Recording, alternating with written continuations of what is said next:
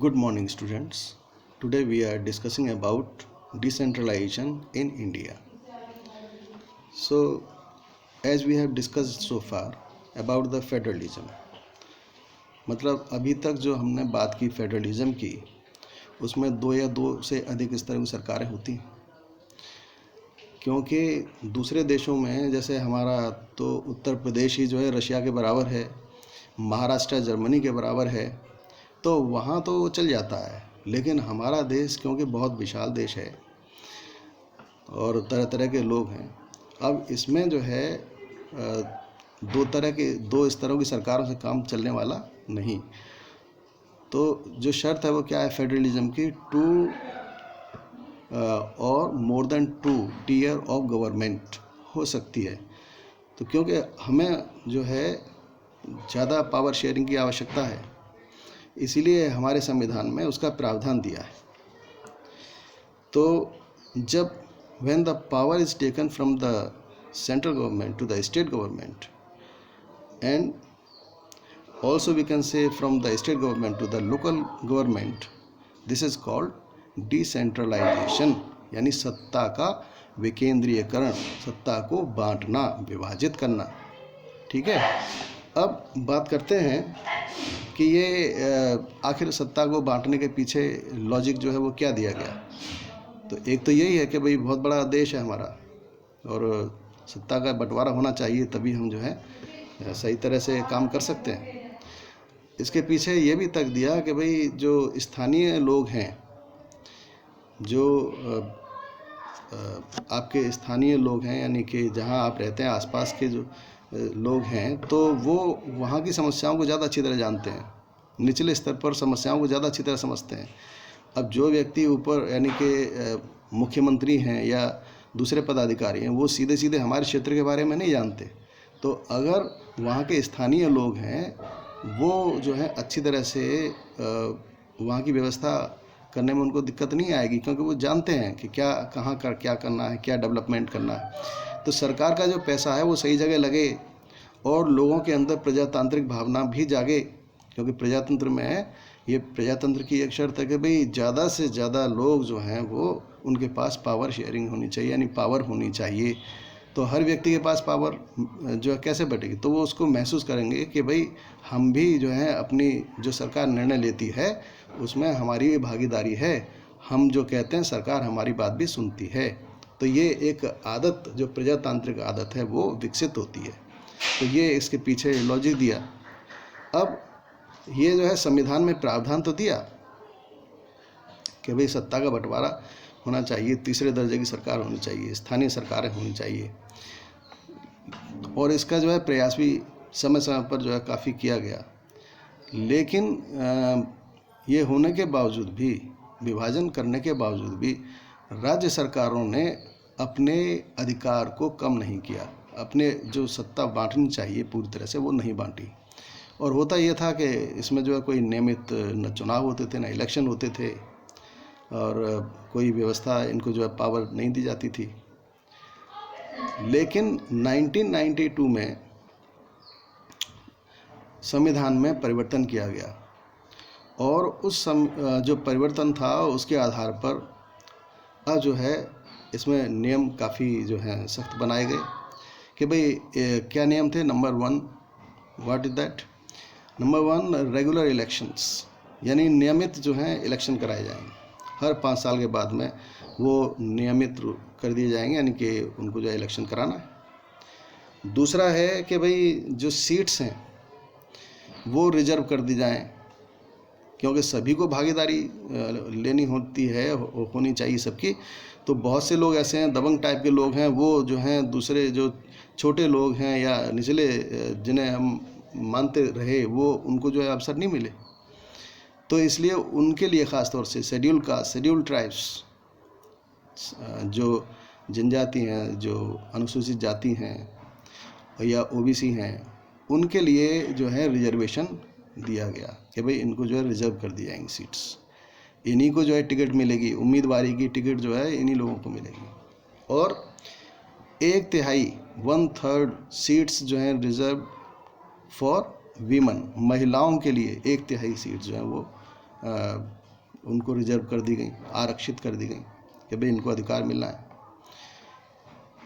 इसके अलावा अब ये बात हुई कि भाई जो पावर है रेवेन्यू की है, यानी कि जो राजस्व है, राजस्व कहते हैं राज्य की आय यानी इनकम, सोर्स ऑफ इनकम को भी जो है डिवाइड किया गया। पावर भी जो है, पावर जो राज्य सरकार के पास थी उसने जो है अपनी स्थानीय सरकारों को पावर भी दी। ये पावर ही है, यानी कि राजस्व को लेना, टैक्स वगैरह लेना। जब अपना खर्चा चलाएंगे, अपने इलाके में डेवलपमेंट करेंगे तो पैसा कहाँ से आएगा? तो वो कुछ पावर जो है राज्य सरकार ने इन तीसरे दर्जे की यानी कि थर्ड जो स्थानीय सरकार है उनको दे दी। अब बात जो है वो है कि क्योंकि जो थर्ड टियर गवर्नमेंट है वो शहरों में और गांव में, तो गांव में जो है वो कैसे इसको जो है बांटा गया, किस तरह का इसका रूप दिया, तो गांव में जो है वो पंचायत के माध्यम से, पंचायती राज के माध्यम से। अब पंचायत राज में क्या है, एक जो है किस तरह से गठन होता है पंचायत का, तो गांव में जो है जो गांव के लोग हैं, तो वो गांव के लोग जो हैं चुनाव करते हैं, तो वो वार्ड मेंबर्स कहलाते हैं। क्या कहलाते हैं? Ward members. गांव को वार्ड कहते हैं, तो वार्ड मेंबर्स होते हैं ना, पंच भी कहते हैं। ठीक है, तो एक संस्था बनती है जिसमें पंच होते हैं। अब एक जो है जो चुनाव होते हैं, सरपंच, एक सरपंच होता है। तो इस तरह से कुछ पंच होते हैं और यानी परिषद के काउंसिल बनती है, उसके जो है पंच होते हैं और उसमें एक जो है सरपंच होता है। और दूसरा क्या है, ग्राम सभा होती है। ग्राम सभा के गांव के रहने वाले ऑल एडल्ट्स, वो सब उसके क्या होते हैं, सदस्य होते हैं। अब ये जो सदस्य हैं ये क्या करते हैं, यानी कि ग्राम सभा क्या करती है, ग्राम पंचायत के कार्यों पर नज़र रखती है कि भाई ये जो है किस तरह से काम कर रही है, जो गांव में टैक्स वगैरह इकट्ठा किया जाता है उसका सदुपयोग किया जा रहा है या नहीं किया जा रहा है। तो साल में 1 या 2 बार सभी लोग मिल कर के वो जो हैं सभा करते हैं, सब मिलते हैं एक तरह से, और वो जो है प्लानिंग करते हैं कि भाई क्या हो चुका है और क्या होना चाहिए। तो इस तरह से विकास करने के लिए ये प्रक्रिया बनती है। अब जो ग्राम पंचायत हैं ये और बड़े स्तर पर चलती हैं। जैसे कुछ गांव की जो ग्राम पंचायत हैं बड़ी छोटी, कई छोटी बड़ी होती हैं, तो अलग अलग जो हैं स्तर से जो कुछ सदस्य संख्याएं होती हैं उनकी, तो हर ग्राम पंचायत से कुछ जो हैं चुने हुए लोग, इनमें से जो चुने जाते हैं उनको मिला करके, यानी इन ग्राम पंचायतों को मिला करके बनती है पंचायत समिति। क्या बनती है? पंचायत समिति। और उसको जो है पंचायत समिति के अलावा उसको हम जो है क्या कहते हैं, मंडल भी बोलते हैं, मंडल भी बोलते हैं और या ब्लॉक भी बोलते हैं।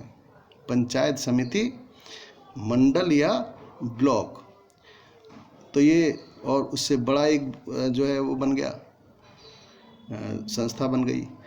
और इसमें भी फिर जो मेंबर्स हैं, ऑल पंचायत समिति मिलकर के जो या मंडल जो है मिलकर के वो बनाते हैं जिला परिषद। तो एक जिला परिषद का निर्माण करते हैं। अब जिला परिषद में जो है वो बहुत से मेंबर्स और भी होते हैं, जिसमें MLA MP वगैरह भी इसके सदस्य बन जाते हैं। और उसमें जो है वो इसके एक तरह से जिला परिषद के खास व्यक्ति माने जाते हैं, यानी बड़े अधिकारी वर्ग में जो है MLA MP इसके सदस्य बन जाते हैं। तो ये इस तरह की व्यवस्था जो है ग्राम पंचायत की है। और दूसरा, इसी तरह से शहरों में म्यूनसिपैलिटीज़ होती हैं।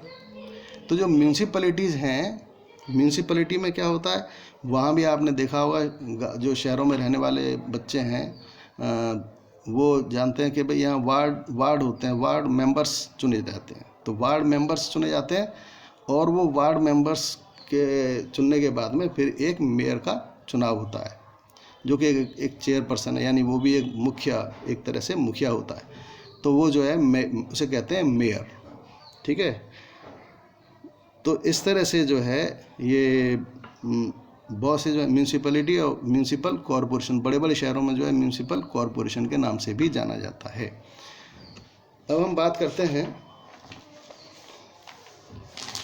कि ये जो व्यवस्था है हमारे यहाँ, ये तीसरे दर्जे की यानी कि लोकल गवर्नमेंट की व्यवस्था है। ग्राम पंचायत और म्यूनसिपल कॉरपोरेशन या म्यूनसिपैलिटीज़, ये तीसरे दर्जे की सरकारें मानी जाती हैं और अब जो है ये बहुत पावरफुल हैं।